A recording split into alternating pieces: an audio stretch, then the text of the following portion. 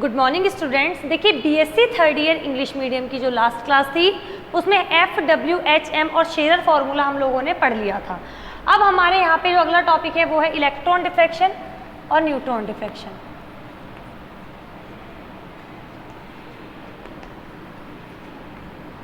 उसके लिए जब बताया था कि जो जिस तरह से एक्सरे डिफ्रैक्शन होता है इसी तरह से इलेक्ट्रॉन डिफ्रैक्शन होता है। और हम लोग अभी निकाल कर देखेंगे कि जो लैम्बडा निकलेगा, इलेक्ट्रॉन जो है उससे एसोसिएटेड जो वेव होगी उसके लिए लैम्बडा निकलेगा, वो भी लगभग 1 एंगस्ट्रॉम होगा। और वही 1 एंगस्ट्रॉम जो होता है वो एटम्स के बीच की डिस्टेंस होती है। तो इसीलिए इलेक्ट्रॉन डिफ्रैक्शन भी एक्सरे डिफ्रैक्शन की तरह ही वर्क करता है।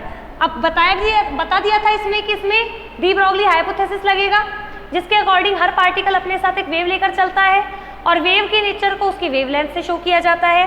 तो अब अपन लोग इसके बारे में लिख लेते हैं। According to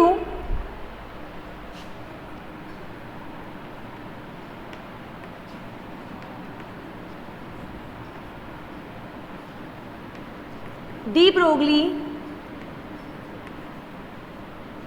hypothesis,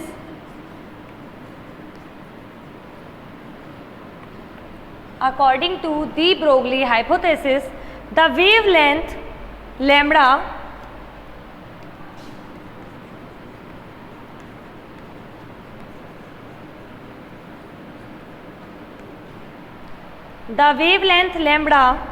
associated with an electron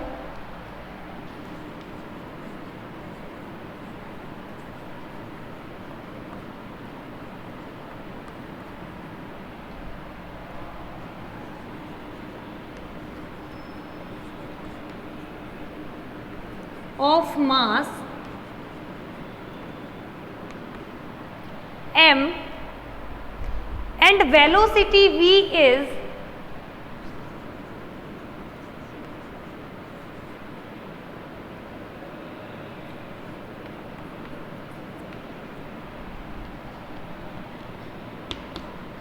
क्या होता है, लैम्बडा बराबर h/p। p is the momentum of that particle, यहाँ पे of electron. h is equals to m into v। Equation हुए हमारे पास 1। अब हम क्या करेंगे कि जो इलेक्ट्रॉन है वो तो एक चार्ज पार्टिकल है, तो चार्ज पार्टिकल जो है उसे बैटरी लगाकर, मतलब पोटेंशियल डिफरेंस अगर उस पर हम लोग लगा दें तो भी वो क्या हो जाता है, एक्सेलरेट हो जाता है। तो अब लिखेंगे if the applied potential difference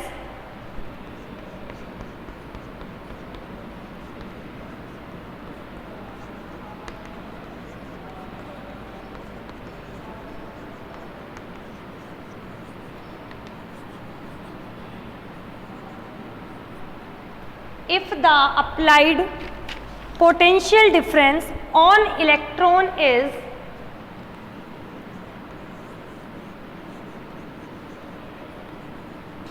capital V, then energy क्या हो जाएगी, कौन सी, काइनेटिक एनर्जी।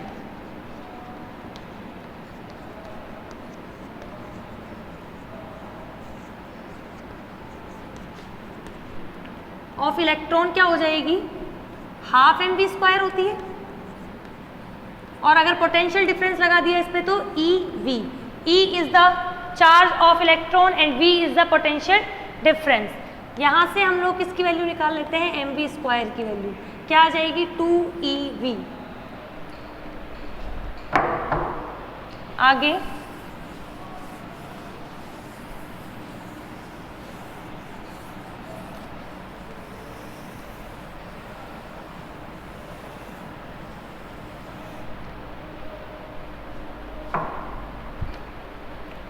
यहाँ से m से मल्टीप्लाई किया इसको, m² v² equals to 2mev।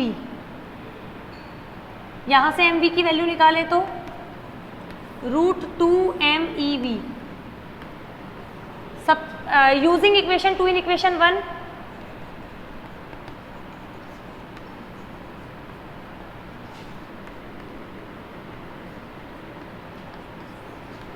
Lambda बराबर h/√2mev। अब हमें इलेक्ट्रॉन का मास भी पता है, इलेक्ट्रॉन का चार्ज भी पता है और h जो है वो तो प्लांक कांस्टेंट है ही, जिसकी वैल्यू होती है 6.626 into 10 raise to the power -34। तो हम वैल्यूज रख देंगे इस पे, तो क्या आएगा देखिए, लैम्बडा बराबर h की वैल्यू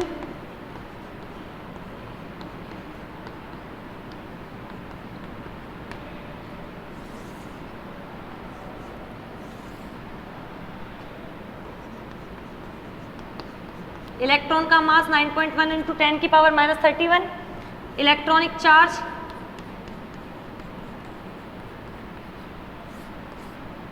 यहां से इसको सॉल्व किया तो इसकी वैल्यू आती है 12.26, आपको तो डायरेक्ट लिखना है, 12.26 समथिंग आती है, 12.27 हो जाती है upon root v. V is a potential difference और ये वैल्यू आती है एंगस्ट्रॉम में। यानी कि इलेक्ट्रॉन पर कितना पोटेंशियल डिफरेंस लग रहा है, जितना ज्यादा पोटेंशियल डिफरेंस लगेगा उसके लिए लैम्बडा की वैल्यू उतनी ही कम होती जाएगी। यानी कि आप पता चल रहा है कि जो लैम्बडा है वो इनवर्सली प्रोपोर्शनल है रूट वी के, और यहाँ पे जो वी है वो क्या है, पोटेंशियल डिफरेंस है। तो अब इस चीज को हम लोग आगे देखते हैं।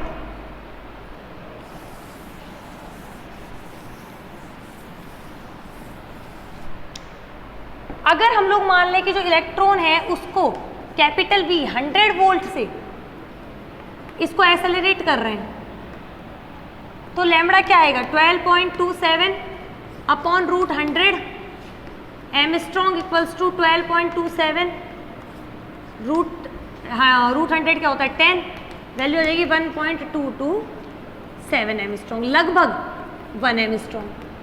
और यही तो किसी भी क्रिस्टल में एटम्स के बीच की डिस्टेंस होती है 1 एमस्ट्रॉन्ग, तो दोनों सेम होते हैं। जब दोनों का ऑर्डर सेम होता है तो डिफ्रैक्शन पॉसिबल हो जाता है, इसीलिए इलेक्ट्रॉन डिफ्रैक्शन जो है वो किसी भी क्रिस्टल में पॉसिबल होता है। तो इस चीज को हम लोग लिखेंगे अब आगे।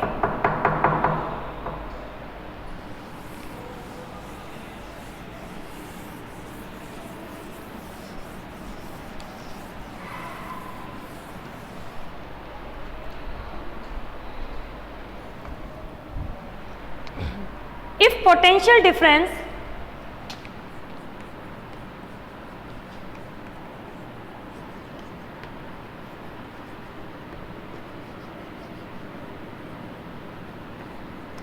V is equals to 100 volt, V is equals to 100 volt, then lambda is equals to 1.227 angstrom. Lambda is equals to 1.227 angstrom. This wavelength is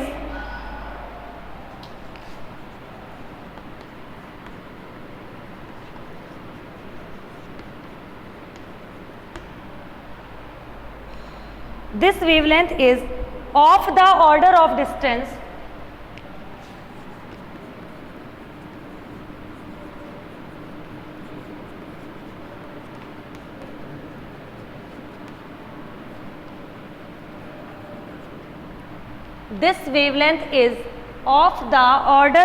distance between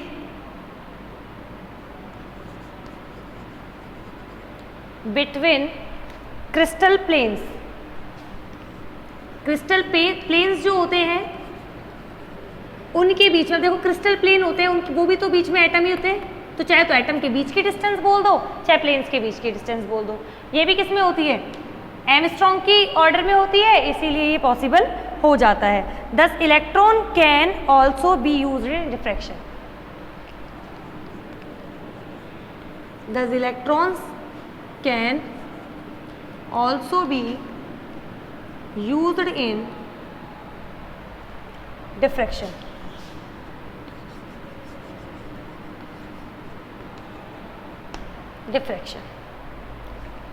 अब हम लोग क्या करेंगे, स्पेशल फीचर्स पढ़ेंगे इलेक्ट्रॉन डिफ्रैक्शन के, या हम लोग ये भी कह सकते हैं कि ये जो लाइंस होंगी ये एक तरह से इलेक्ट्रॉन डिफ्रैक्शन और एक्सरे डिफ्रैक्शन को डिफ्रेंशिएट करेंगी, उन्हें अलग अलग करेंगी कि भाई एक्सरे डिफ्रैक्शन से किस तरह से इलेक्ट्रॉन डिफ्रैक्शन बेस्ट है।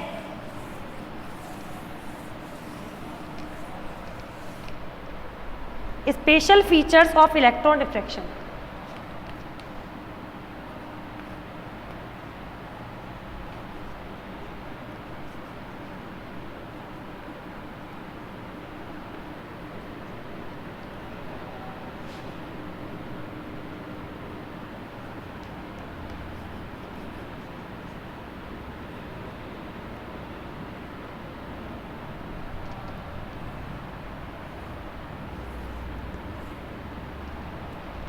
Special features of electron diffraction. सबसे पहला है कि जो इलेक्ट्रॉन होते हैं वो चार्ज पार्टिकल्स होते हैं, और ये जब किसी भी क्रिस्टल पर पड़ते हैं या फिर किसी भी मैटर पर पड़ते हैं तो वो ज़्यादा अच्छे से इंटरेक्ट कर पाते हैं। क्यों? क्योंकि एक्स जो होती है रेज, और इलेक्ट्रॉन होता है पार्टिकल, और जो क्रिस्टल होता है वो भी पार्टिकल से मिलकर बनता है, एटम से मिलकर बनता है। अब अपने पास अपनी जैसी कोई चीज़ आती है तो अपन उसके लिए ज़्यादा मतलब सही बिहेव करते हैं। सही बिहेव करते हैं कि नहीं? जैसे कि अगर बोलते हैं ना आपको आपके ही नेचर का कोई इंसान मिल जाए तो आप क्या करोगे? उसके साथ ज़्यादा अच्छे से कोऑर्डिनेट कर पाओगे। सेम वही चीज़ है, एक्स रेज उनके नेचर की नहीं है, वो पार्टिकल है, क्रिस्टल मैटर पार्टिकल से बने हैं, और एक्स रेज है, तो इस वजह से वो उसके साथ इतने अच्छे से कोऑर्डिनेट नहीं कर पाएंगे। वही इलेक्ट्रॉन जब उस पर आते हैं तो इलेक्ट्रॉन तो उन्हीं के जैसे पार्टिकल्स हो जाते हैं, तो वो उनके साथ अच्छे से कोऑर्डिनेट कर पाते हैं। तो क्या लिखेंगे? Electrons are charge particles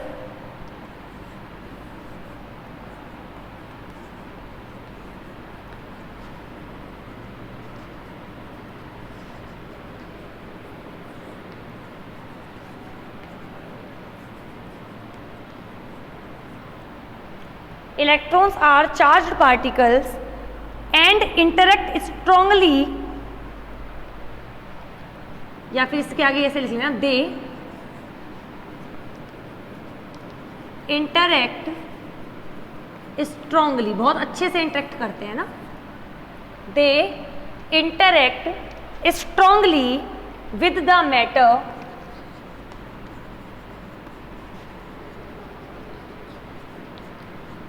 they interact strongly with the matter as compared to X-rays.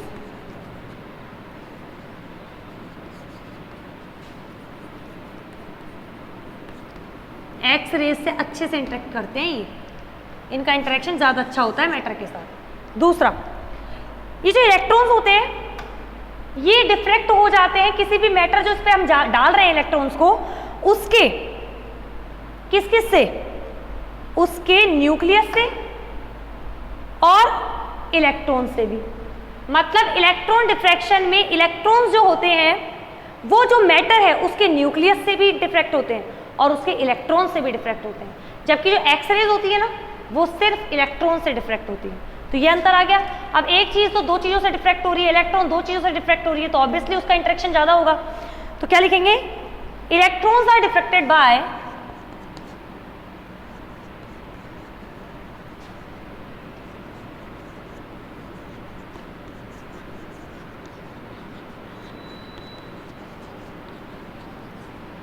Electrons are diffracted by electrons से मतलब ये इलेक्ट्रॉन तो जाने वाला, डलने वाला, और जो जिससे वो क्या होगा? डिफ्रैक्ट होगा, वो क्या होंगे? किसी भी क्रिस्टल जो है उस क्रिस्टल के इलेक्ट्रॉन्स और nucleus.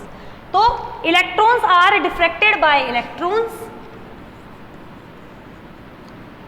As well as nucleus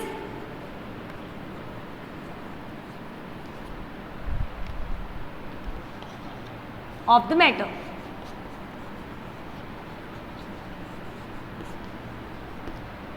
तीसरा है इसका special feature, the scattering efficiency of atoms for electron diffraction is greater than x rays. यानी कि एक्स रेज से ज्यादा इलेक्ट्रॉन्स जो होते हैं वो डिफ्रैक्ट करते हैं। तो इलेक्ट्रॉन्स जो है, क्योंकि वही वाली चीज इंटरेक्शन वाली चीज आ जाएगी कि जो इलेक्ट्रॉन्स होते हैं वो क्रिस्टल के साथ ज़्यादा अच्छे से इंटरेक्ट कर पाते हैं। इस वजह से स्कैटरिंग जो एफिशिएंसी होती है, स्कैटर करने की जो क्षमता है, जो कोई भी काम करने की क्षमता है, वो इलेक्ट्रॉनों की ज़्यादा होती है। तो पहले लिख लेते हैं the scattering efficiency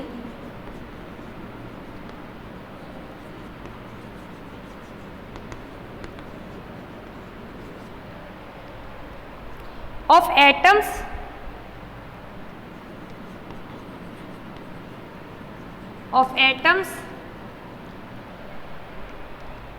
for electron diffraction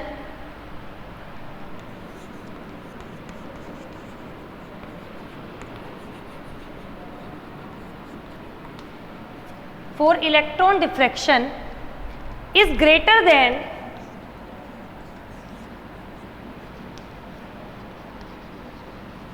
X-rays। इसको आप ऐसे समझ सकते हो कि सेम वही कि अगर हमें हमारे जैसा कोई इंसान मिलेगा, मान लो 100 लोगों में से 2 लोग आपको ऐसे मिले जो आपके जैसे हैं, तो आपका उनकी तरफ झुकाव ज़्यादा होगा, आप उनके लिए कोई भी काम करने के लिए ज़्यादा बोलते हैं ना तैयार रहोगे हमेशा। तो वही चीज़ इसमें है कि जो एटम्स होते हैं वो इलेक्ट्रॉन्स के डिफ्रैक्शन के लिए ज़्यादा स्कैटरिंग एफिशिएंसी दिखाते हैं, ना कि एक्स-रेज के लिए। और फोर्थ और लास्ट इसका स्पेशल फीचर है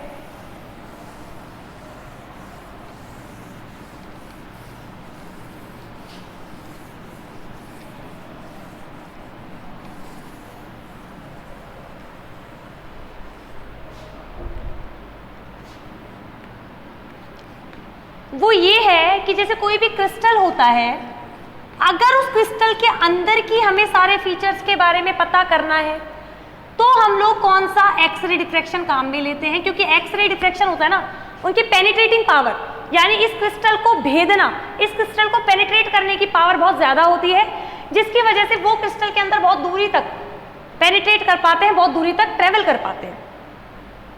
लेकिन जो इलेक्ट्रॉन्स होते हैं वो जैसे मान लो इस पर पड़े तो इसी सरफेस जो है उसके पार्टिकल उसे एब्जर्व करना चाहेंगे क्योंकि वो उन्हीं के जैसा है।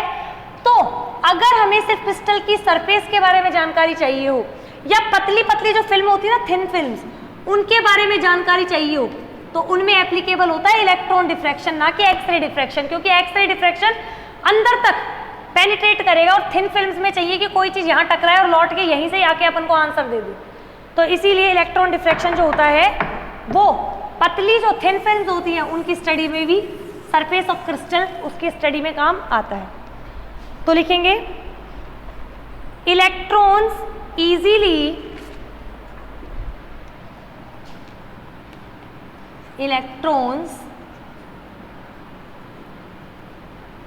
easily get absorbed in the crystal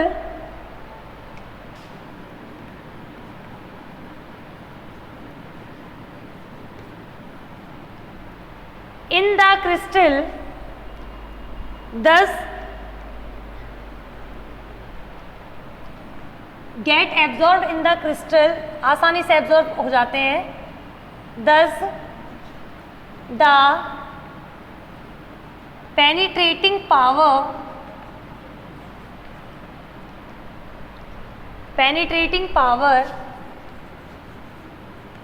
of electrons is less than X-rays. Penetrating power of electrons is less than X-rays. So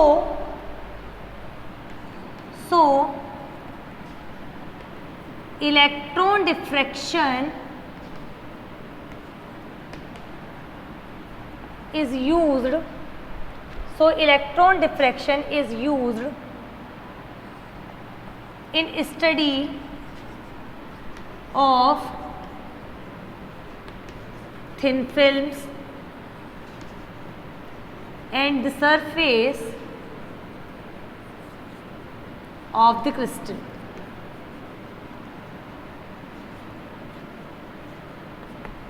And the surface of the crystal. तो हमारा इलेक्ट्रॉन डिफ्रैक्शन यहाँ पे कंप्लीट हो गया। अब हमारा जो दूसरा पार्ट है वो है न्यूट्रॉन डिफ्रैक्शन। आप इसको नोट कर लो।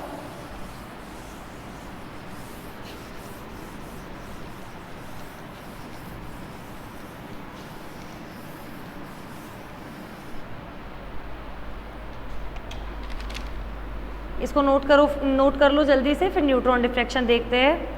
बहुत ज़्यादा टफ नहीं है, सिंपल सा है और थोड़ा सा अगर आप देखेंगे तो ये बुक से थोड़ा सा अलग है, क्योंकि बुक वाला जो है ठीक है वो एनर्जी के से रिलेटेड है, पर हमें पता करना है कि जो न्यूट्रॉन होता है वो तो एक कैसा पार्टिकल होता है, न्यूट्रल पार्टिकल होता है जिस पर कोई चार्ज नहीं होता है, इसकी वजह से इन्हें पोटेंशियल डिफरेंस अप्लाई करके एक्सेलरेट नहीं किया जा सकता। अगर हमें न्यूट्रॉन्स को, जो कि न्यूट्रल पार्टिकल्स हैं, उन्हें एक्सेलरेट करना है तो टेम्परेचर की जरूरत होती है, टेम्परेचर रिक्वायर्ड होता है। टेम्परेचर के थ्रू, थर्मल एनर्जी के थ्रू न्यूट्रॉन्स को एक्सेलरेट किया जा सकता है। तो अगला पार्ट है न्यूट्रॉन डिफ्रैक्शन।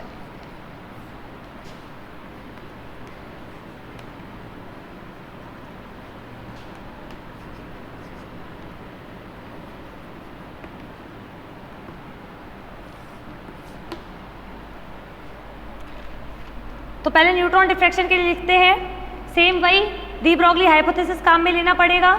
तो पहले लिखेंगे neutrons are neutral particles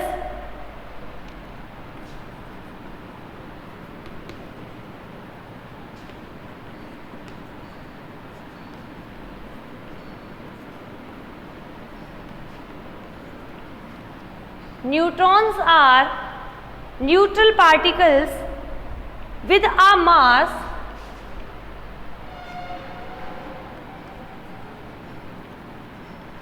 a mass approximately equal to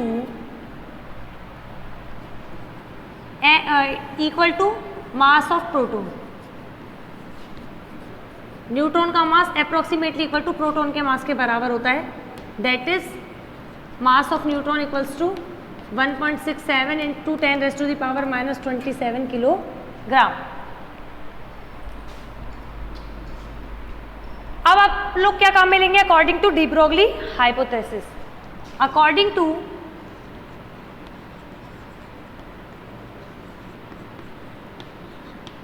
D Broglie hypothesis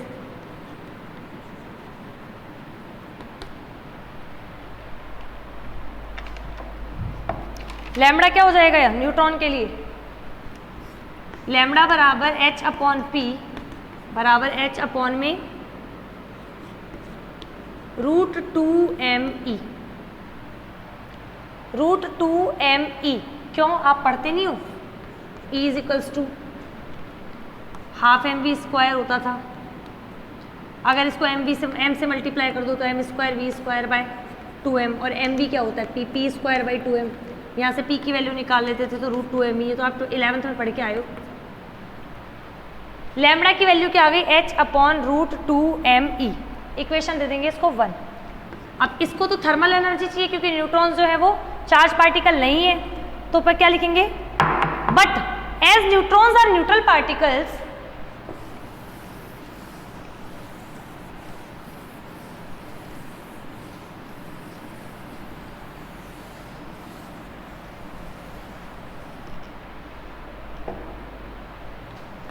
but as neutrons are neutral particles,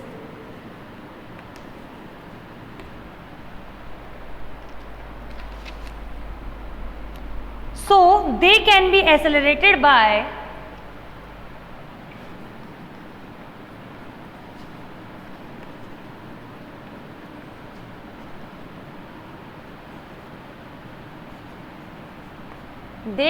be accelerated by increasing temperature. Temperature को बढ़ाकर इनको एक्सेलरेट किया जा सकता है।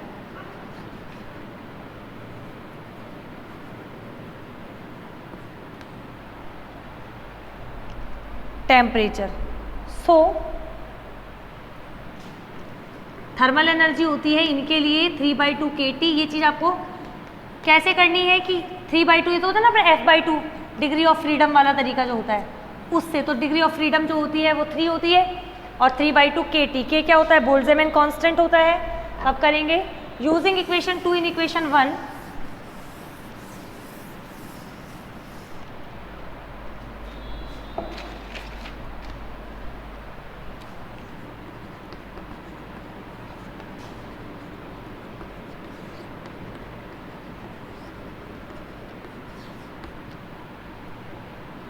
क्या था? लैम्बडा बराबर H/√2mE था। ई की जगह 2 से 2 कैंसिल,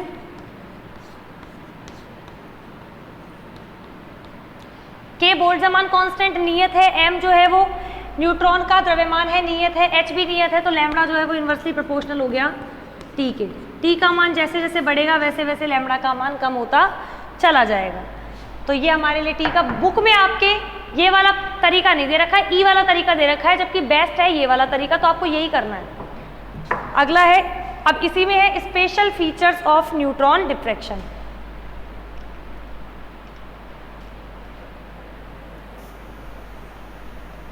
तो इसको नोट कर लेते हैं, उसके बाद स्पेशल फीचर्स पढ़ते हैं न्यूट्रॉन डिफ्रैक्शन के। तो न्यूट्रॉन डिफ्रैक्शन के जब स्पेशल फीचर्स हम लोग पढ़ते हैं तो उसमें पहला ये आएगा कि जो न्यूट्रॉन्स होते हैं वो डिफ्रैक्ट होते हैं सिर्फ इलेक्ट्रॉन से नहीं, किसी भी एटम, किसी भी क्रिस्टल जिस पर न्यूट्रॉन पड़ रहे हैं उसके सिर्फ न्यूक्लियस से। यानी कि जो इलेक्ट्रॉन डिफ्रैक्शन था उसमें जो इलेक्ट्रॉन्स थे वो तो इलेक्ट्रॉन से भी, इलेक्ट्रॉन से भी और न्यूक्लियस से भी डिफ्रैक्ट होते हैं, लेकिन न्यूट्रॉन सिर्फ न्यूक्लियस से डिफ्रैक्ट होते हैं। दूसरा हम लोग देखेंगे कि जो न्यूट्रॉन होते हैं उनके पास भी अपना एक मैग्नेटिक मूवमेंट होता है। ये चीज आप अपनी एक बुक है आपकी, सेकंड पेपर है न्यूक्लियर फिजिक्स, उसमें आप निकालेंगे न्यूट्रॉन, प्रोटॉन, इलेक्ट्रॉन सबके मैग्नेटिक मूवमेंट।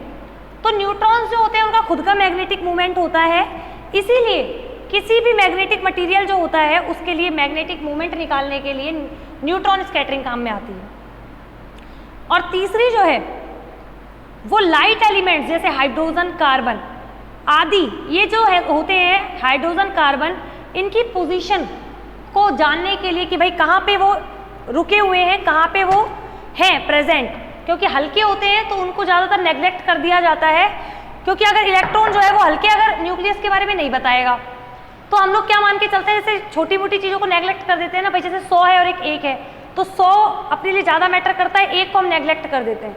न्यूट्रॉन का काम है उस एक को भी पकड़ना, मतलब हल्का सा जो नाभिक होगा उसे भी डिटेक्ट करना कि भाई उसकी पोजीशन क्या है, तो उसके बारे में हम लोग लिखेंगे। अब 3 है इसके फीचर और तीनों ही बता दिए हैं, अब इसकी थ्योरी लिखनी है।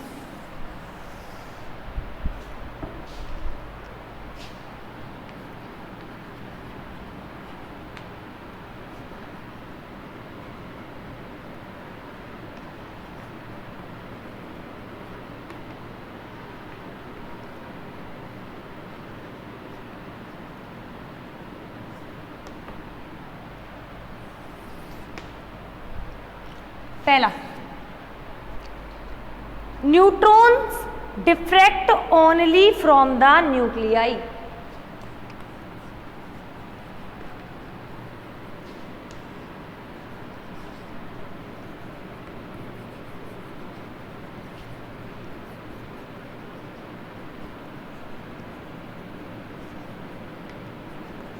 ऑफ द एटम, न्यूक्लियाई से ही डिफ्रैक्ट होते हैं, और न्यूक्लियाई कौन सा, जिस क्रिस्टल पे, जिस मैटर पे ये पड़ेंगे। दूसरा,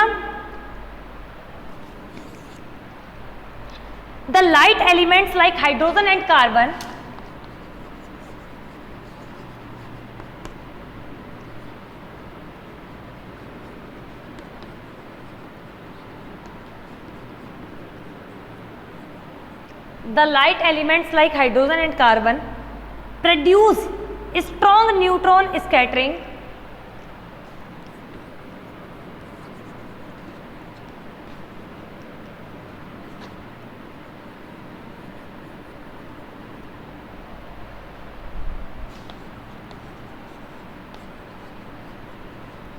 produce strong neutron scattering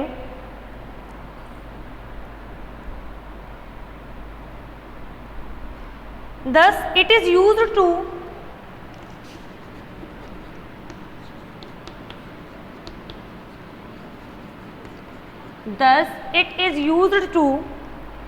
locate the position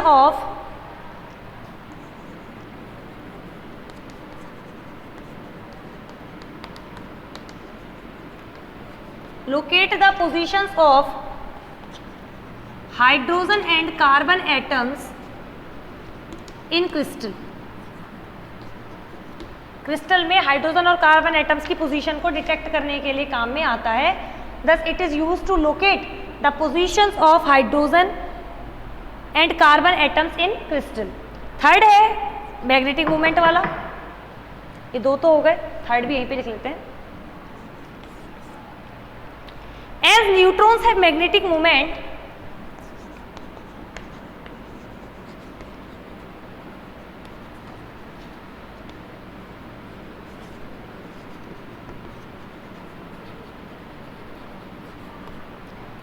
as neutrons have magnetic movement, thus direction and magnitude of magnetic movement, as neutrons have magnetic movement, thus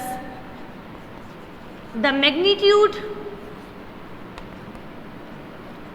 and direction, then the magnitude and direction of the magnitude or direction of magnetic movement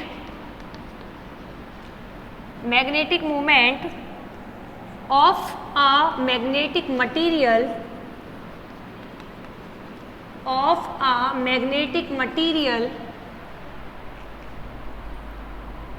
can be determined with the help of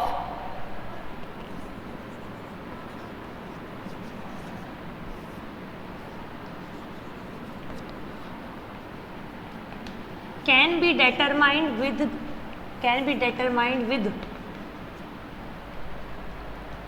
the help of neutron scattering. इसके neutron scattering की वजह से किसी भी magnetic material जो है उसकी magnetic movement की डायरेक्शन और मैग्नीट्यूड सब फाइंड आउट किया जा सकता है। इस यूनिट में बस एक लास्ट टॉपिक बचा है तो हमारी ये यूनिट कवर हो जाएगी।